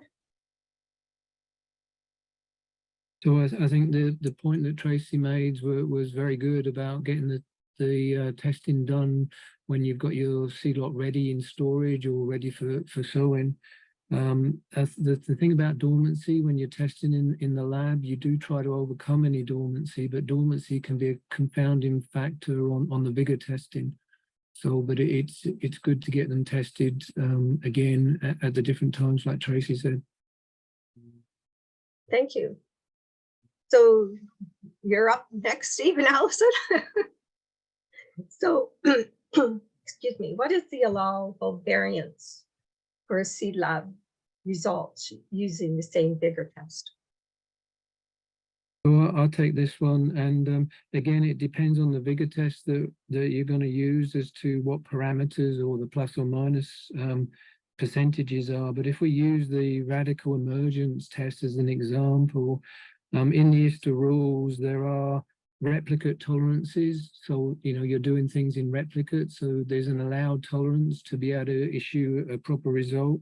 And then there's also tolerance tables in the ISTA rules for the Vigour testing to compare samples, either in the lab or between different samples taken at different times. So, for example, for a repeat test, if you had an average result of 2 tests at 95%, it's allowed plus or minus 5%. That's the tolerance limit for the comparison to be comparable tests. And at 98% result, it's going to be tighter at plus or minus 3.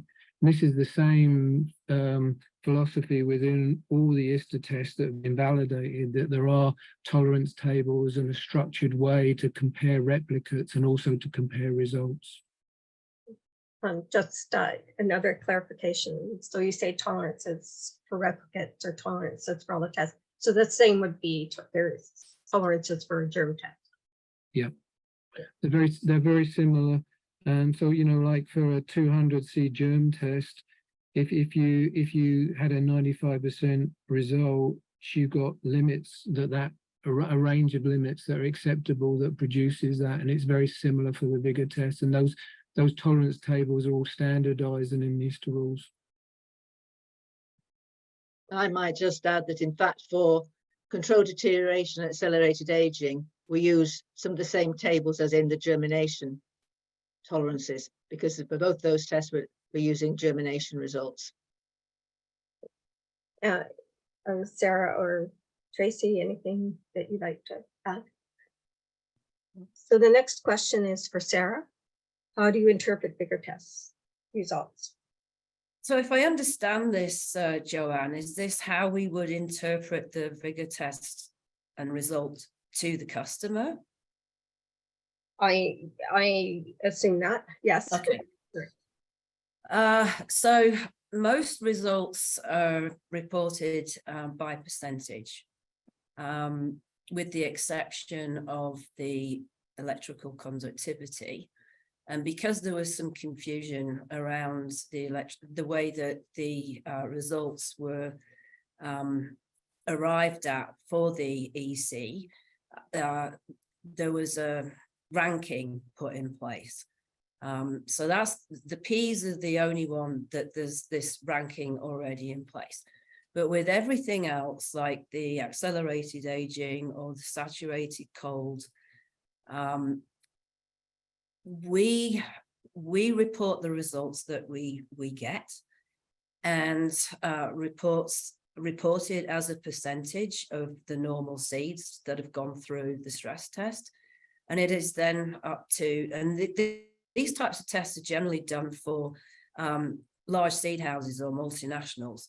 And they decide how they want to use those seed lots in comparison to a germination. And they do get a lot of the background information. So they'll know that there's disease present, or there's mechanical damage, or whatever it is, and we will have a consult with them if there's a problem. As far as the wheat, the cold test around wheat, or the radical emergence for wheat, again, it's a percentage.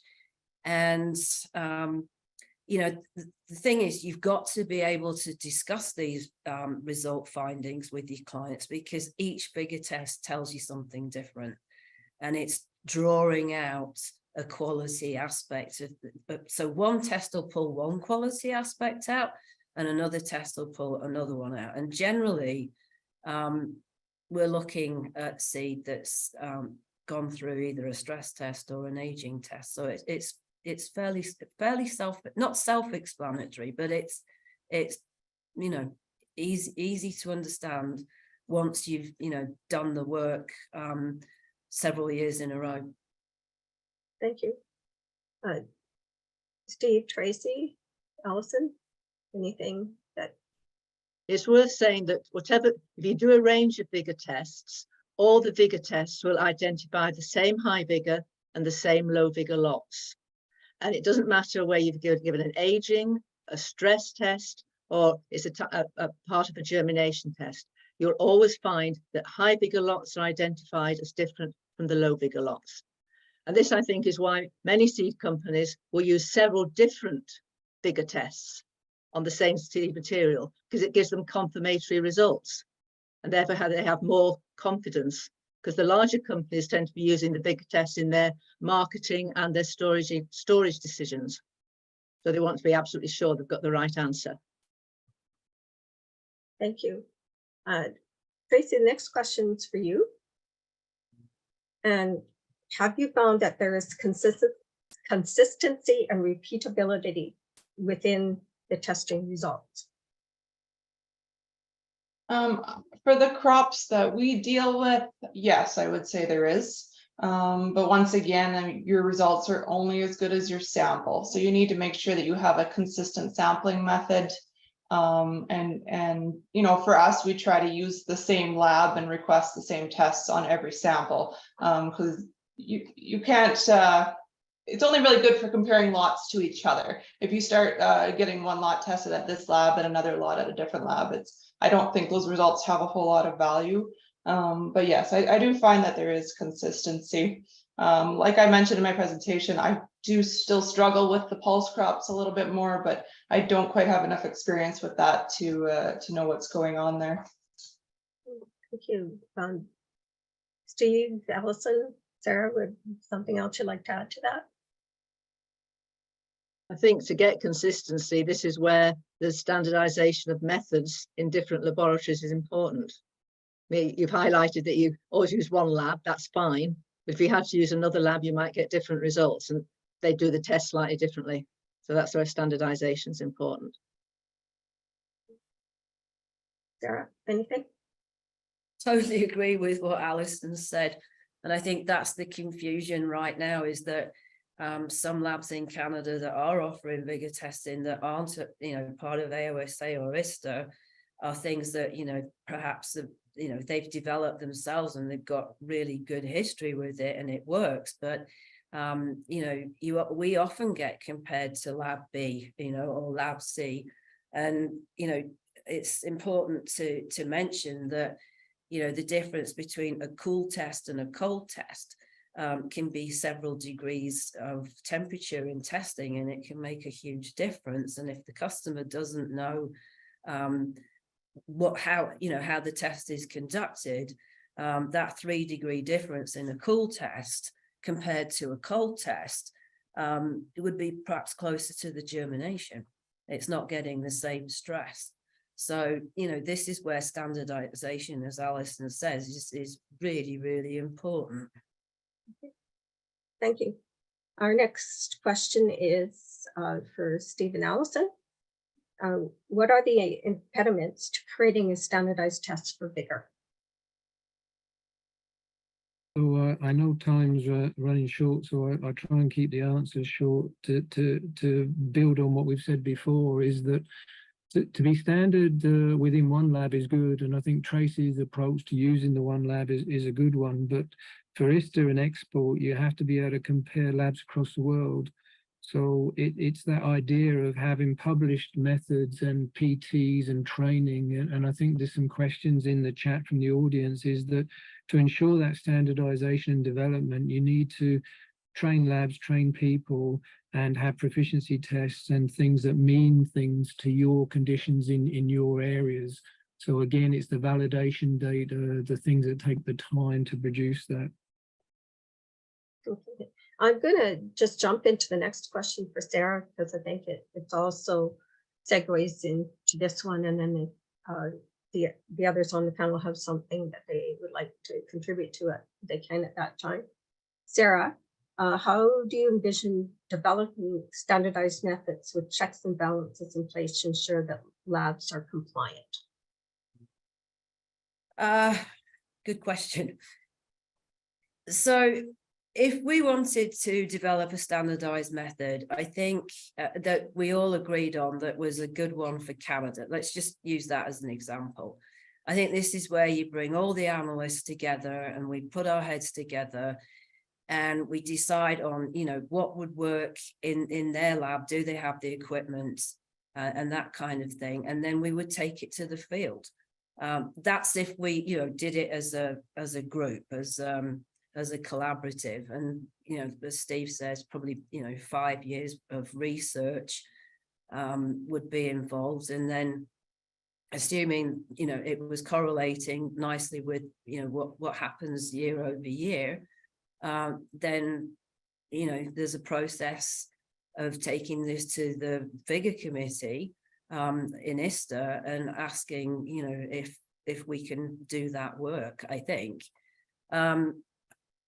And that's how I envisage doing that. But to be honest, I think right now we have enough ISTA and AOSA methods that have been validated and gone through the mill, and they're fine. And I think if we adopt those, I think we're further ahead. And I think that's really important to remember, that, you know, that as Steve says, they're done all over the world. And, you know, we have to have that uniformity in testing. So unless I have someone a client who wants something different, I don't know that there's a need for, you know, developing anything different just yet, because all the Vigour tests that are available are wide ranging.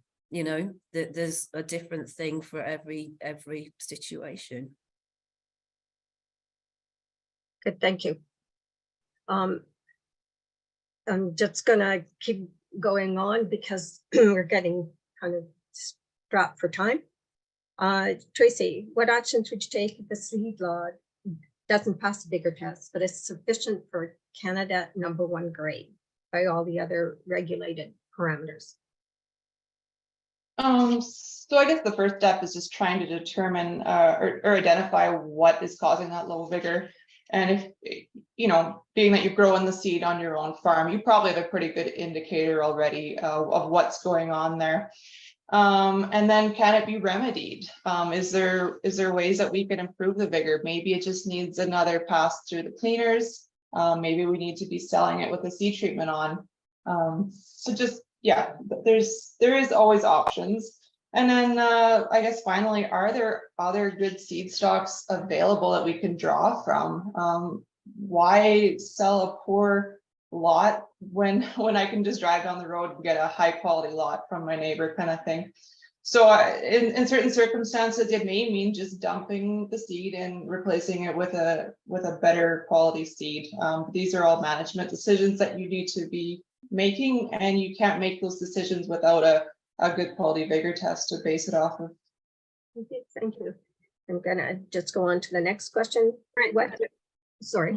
Sorry, Joanna, we were just wondering at maybe we could just read the questions that we had prepped for the people, and then maybe move to answer some of the questions that are in the Q&A. We really appreciate everybody hanging on since we're over time. And so maybe if you just want to read those questions, and then people can keep those in mind when we start answering the questions from the audience. Sure. So there's 3 questions left. And those are, what difference to the current lab tests for Vigour would standardization make? Should Vigour testing be regulated?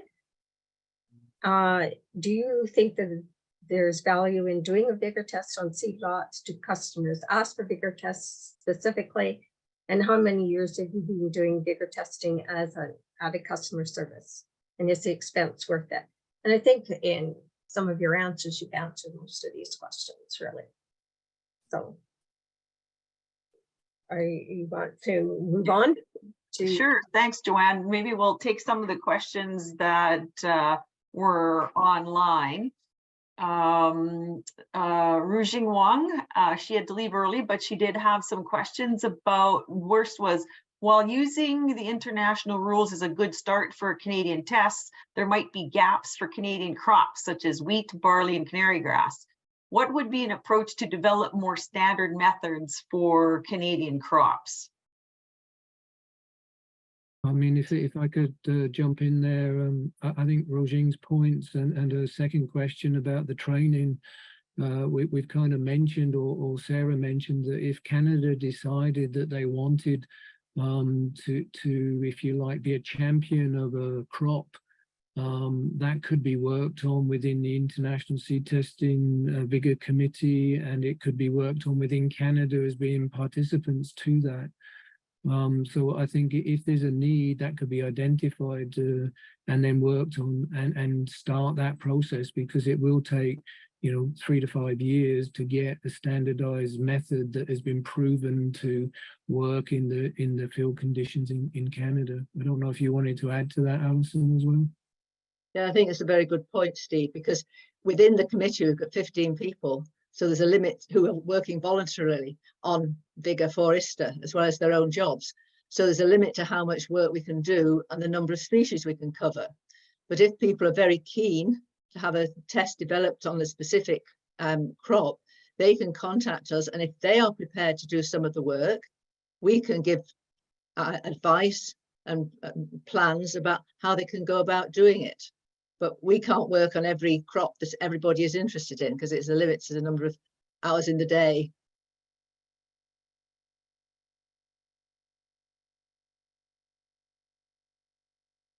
Thanks, Alison and Steve. Moving on to the next questions. Has anyone seen anything anomalous in Vigour test results in your crops from extreme heat events, i.e. the Western Canadian heat dome of 2021?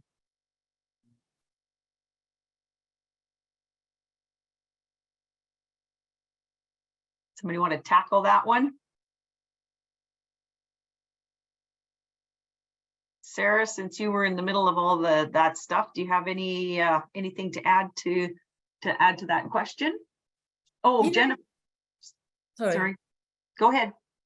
Thanks. I don't think so.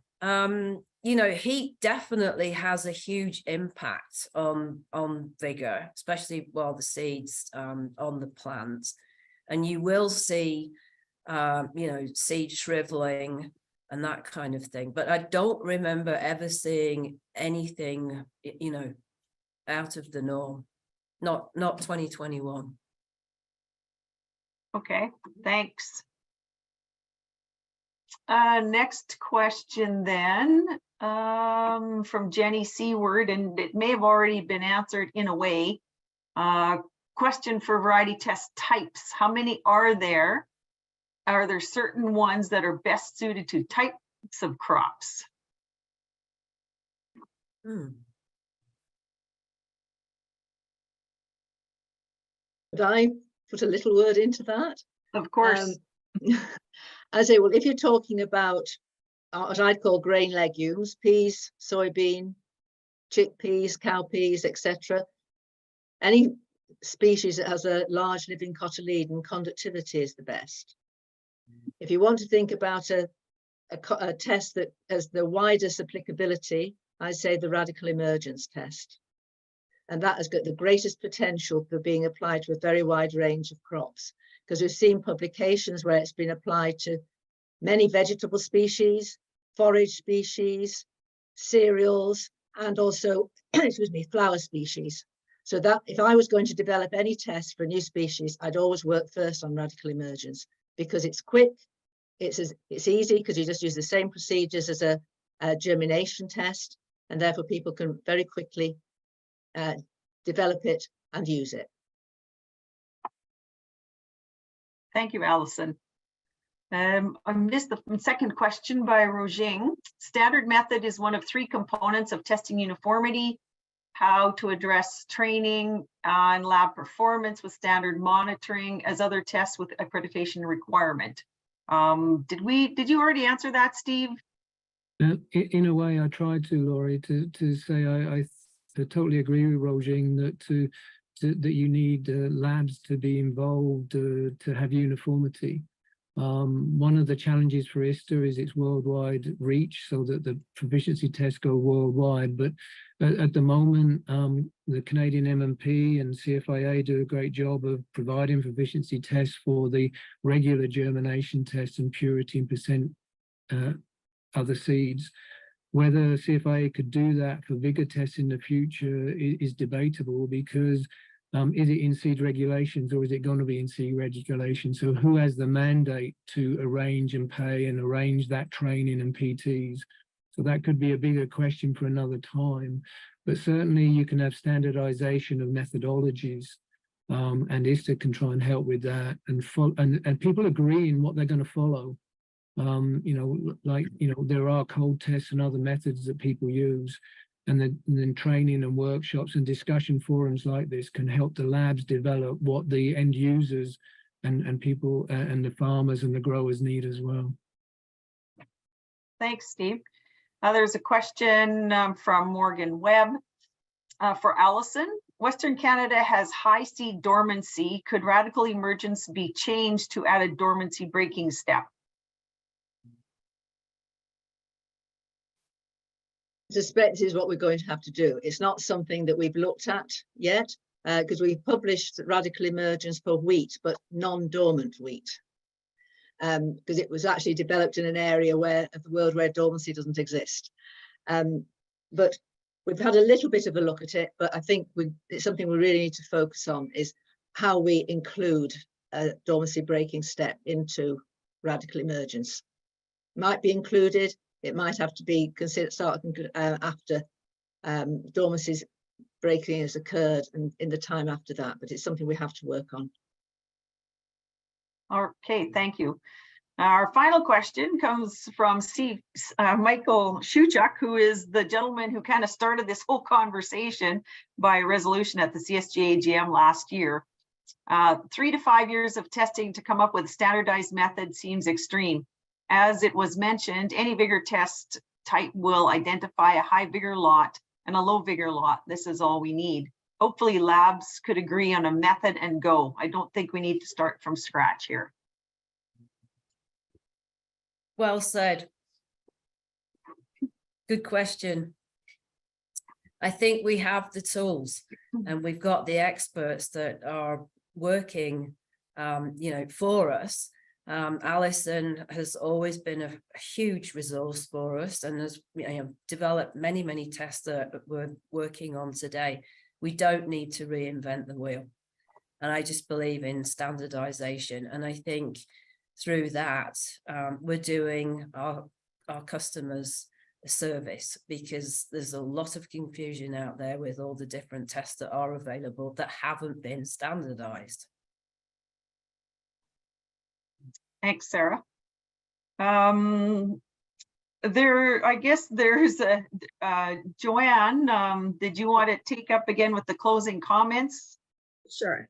I have 2 open-ended questions here that any one of the panelists can answer, or each of you can offer your thoughts. In your opinion, Can one Vigour test method be developed for all crop kinds? I think I started to hint at that already. I think the radical emergence test would apply to the majority of crops. There will be some exceptions, but if you wanted one test suits all, I'd go for that.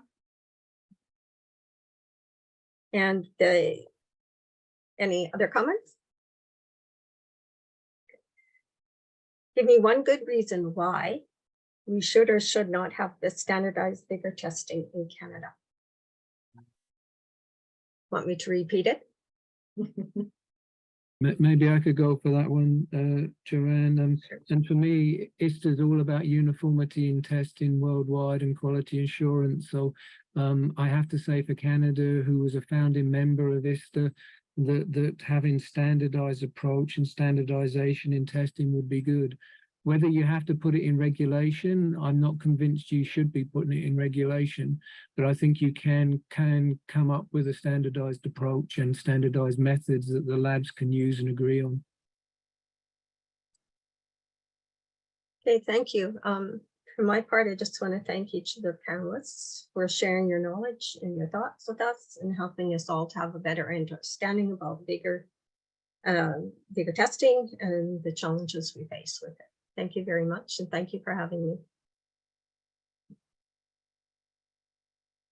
Well, thank you so much, Joanne. We really want to thank all of our presenters again today. Steve, Allison, Sarah, Tracy, and Joanne, so much for your knowledge and helping us to educate our seed grower members and other audience participants. And all good decisions come from good research and sound science. So we really appreciate what you've contributed to our SeedTalk series. And again, thank you so much for participating today. We'd like to again thank our sponsors for today, Bayer Crop Science, Bayer Seed Growth, CCAN, Lewis M. Carter Manufacturing, 2020 Seed Labs, and that's from all of the three of our provinces, Alberta, BC branch, the Saskatchewan branch, and the Manitoba branch. And we thank you all so much for continuing to support our efforts to educate our members and the other people involved in our industry. And for Saskatchewan, we would like to support our sponsors or thank our sponsors and supporters again, CCAN and Bayer Seed Growth, Alliance Seed, Discovery, Garrett Industries, LMC, Carter, Westland Insurance, FP Genetics, SeedNet, Based Equipment, Canterra Seeds, and Caliber Seeds. Thank you all so much again for your continued support for this series as well. Final note, before we go, just a reminder for everyone to participate in the CFIA survey that's online now. The first 3 task teams have sent their recommendations to CFIA in the seed regulatory modernization process, and we welcome you to provide comments. It closes on May the 1st. CSGA has laid out some positions on their responses to those survey questions and the kind of whys and wherefores, and that you'll find that at www.seedgrowers.ca, or you can reach out to CSGA directly or any of us provincial branches if you have any questions or comments, need to figure some stuff out. It's really important that you participate in this because this is setting up the road path for the next generation in the Canadian seed industry. Thank you so much for everybody for hanging in there through the 2+ hours for this seminar. We 3 branches, the Alberta, British Columbia, the Manitoba and Saskatchewan seed growers certainly appreciate your participation. And again, thank you so much to our presenters and our sponsors. And we hope that you have a very good spring and you get your plants, your crop seeded. And for everybody else that's involved, thank you again for participating.